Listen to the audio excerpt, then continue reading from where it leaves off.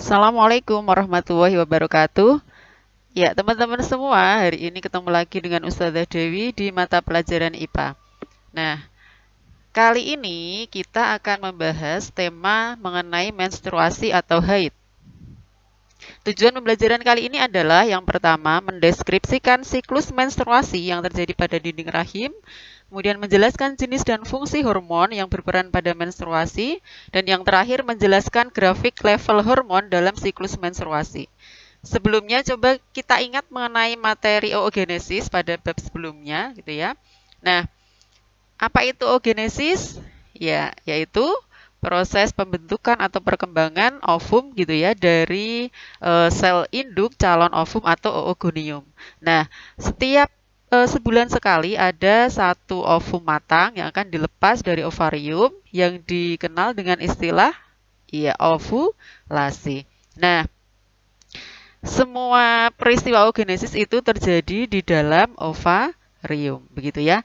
Ketika satu ovum matang gitu ya, maka ovum akan dilepas ke tuba falopi gitu ya atau oviduk. Nah, ketika di tuba falopi ini bertemu dengan sel sperma, maka akan terjadi fertilisasi. Namun apabila tidak ada proses fertilisasi, maka apa yang akan terjadi? Ya, yang akan terjadi adalah menstruasi atau haid gitu ya, luruhnya dinding rahim gitu ya, atau endometrium bersama dengan ovum tadi gitu ya, sehingga menimbulkan terjadinya perdarahan. Nah, ini adalah gambar dari organ reproduksi pada wanita ya, organ internal begitu ya. Nah, kalian lihat ini adalah sel ovum gitu ya, sebulan sekali akan ada satu yang lepas gitu ya, ovulasi. Nah, ketika tidak bertemu dengan sel sperma, maka ini akan luruh bersama dengan dinding di endometrium sehingga timbul perdarahan. Nah, ada beberapa hormon yang berperan dalam proses menstruasi. Yang pertama adalah FSH, kemudian LH gitu ya. Kedua hormon ini diproduksi oleh bagian pituitari anterior atau kelenjar hipofisis yang dihasilkan oleh yang berada di bagian otak kita, bagian depan otak kita. Kemudian ada lagi hormon estrogen dan progesteron. Kedua hormon ini dihasilkan oleh ovarium gitu ya, yaitu bagian folikel gitu ya. Nah, ini adalah folikel, ini adalah perkembangan folikel di dalam ovarium. Nah, di dalam folikel ini terdapat calon ovum gitu ya yang akan berkembang gitu ya. Ketika folikel berkembang menjadi folikel yang matang gitu ya, maka ovum pun di dalamnya juga ikut mengalami perkembangan dan pematangan di dalam folikel tersebut ya. Ini menunjukkan gambar perkembangan folikel dalam satu siklus menstruasi. Pada umumnya, satu siklus menstruasi itu terjadi selama 28 hari gitu ya. Hari pertama sampai dengan hari ke-28 begitu.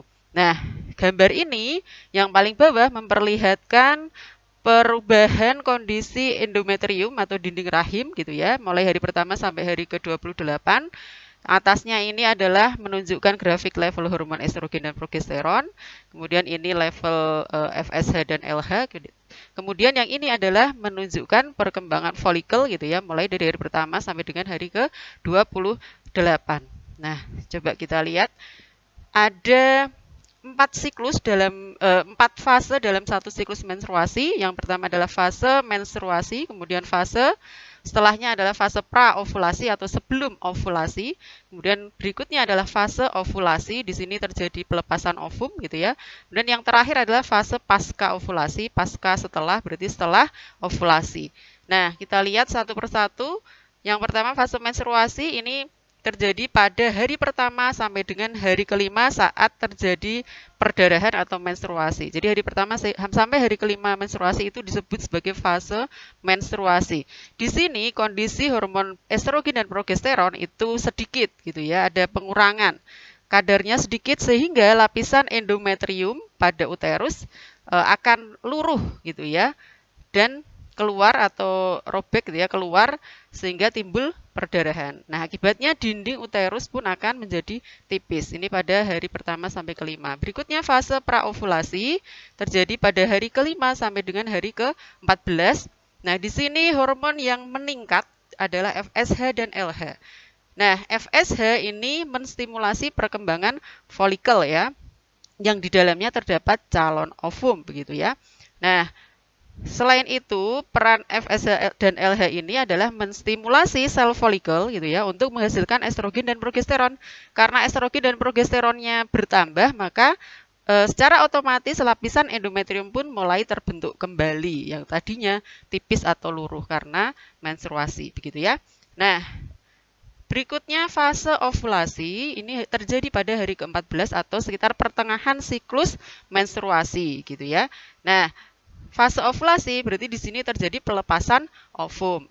Hal itu dipicu oleh sekresi LH yang meningkat gitu ya. Hormon LH-nya meningkat sehingga folikel yang berkembang gitu ya, yang tadi distimulasi oleh FSH untuk mengalami pematangan, pada hari ke-14 LH-nya meningkat.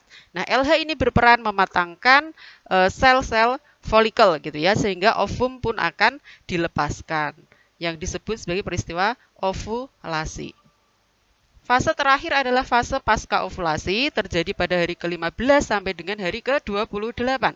Nah, di sini folikel yang tadi sudah mengeluarkan ovum maka akan berubah gitu ya menjadi korpus luteum. Nah, korpus luteum ini menghasilkan progesteron gitu ya.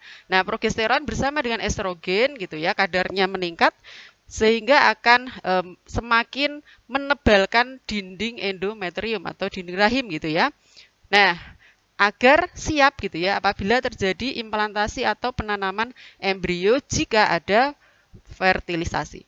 Namun apabila tidak terjadi fertilisasi, sel telur tidak dibuahi, maka korpus luteum tadi akan berdegenerasi gitu, berubah menjadi korpus albikan sehingga kondisi estrogen dan progesteron akan menurun gitu ya.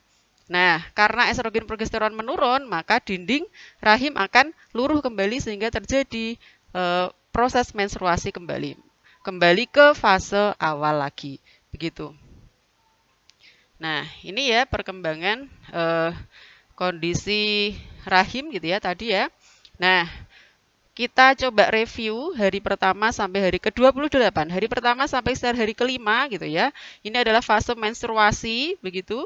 Di sini terjadi perdarahan, kondisinya estrogen progesteronnya sedikit sekali gitu ya sehingga luruh. Kemudian berikutnya pada hari ke-5 sampai dengan hari ke-14 gitu ya. Ini kalau kalian lihat kondisi dinding endometrium mulai meningkat gitu ya. Di sini estrogen dan progesteron juga mulai meningkat gitu ya. FSH di sini dia akan menstimulasi perkembangan folikel sehingga semakin membesar dan semakin matang gitu ya. Nah, pada hari ke-14 pertengahan siklus di sini kita lihat ternyata LH yang paling tinggi levelnya gitu ya. Kenapa? Karena LH berperan untuk mematangkan sel folikel ini gitu ya. Sehingga akhirnya terjadilah ovulasi. Ovum yang sudah matang terlepas gitu. Nah, kemudian hari ke-15 sampai hari ke-28 pasca ovulasi gitu ya. Di sini dinding endometrium semakin tebal gitu ya untuk persiapan bila terjadi implantasi begitu. Nah, progesteronnya tinggi gitu ya. Nah, tapi apabila tidak terjadi proses fertilisasi gitu ya, maka korpus luteum ini gitu ya yang tadinya mensekresi progesteron dan estrogen berubah menjadi korpus albikan gitu ya, berdegenerasi semakin mengecil dan akhirnya progesteron turun kadarnya sehingga terjadi kembali menstruasi gitu ya. Nah, itu anak-anakku. Ini hormon-hormonnya dalam menstruasi FSH follicle stimulating hormone merangsang pertumbuhan folikel, LH luteinizing hormone merangsang pematangan folikel, estrogen dan progesteron mempengaruhi pertumbuhan dinding endometrium. Nah, anak-anakku di dalam agama kita pun gitu ya. Dalam kitab suci Al-Qur'an pada surat Al-Baqarah ayat 222 tersurat gitu ya bahkan mengenai haid itu. Mereka bertanya kepadamu tentang haid, katakanlah haid itu kotoran. Nah, tadi sudah jelaskan ya bahwasanya haid itu berasal dari perdarahan yang disebabkan oleh luruhnya dinding endometrium gitu ya. Nah, ketika seorang perempuan sudah mengalami haid atau menstruasi berarti dia sudah balik. Nah, sejak pertama kali haid berarti sudah dianggap sebagai mukalaf dan mampu gitu ya untuk hukum Islam berlaku kepadanya. Nah, anak-anakku, semoga kalian semakin bersemangat gitu ya untuk meningkatkan ketakwaan dan keimanan kepada Allah Subhanahu wa taala. Oke, itu saja Ustazah akhiri. Assalamualaikum warahmatullahi wabarakatuh.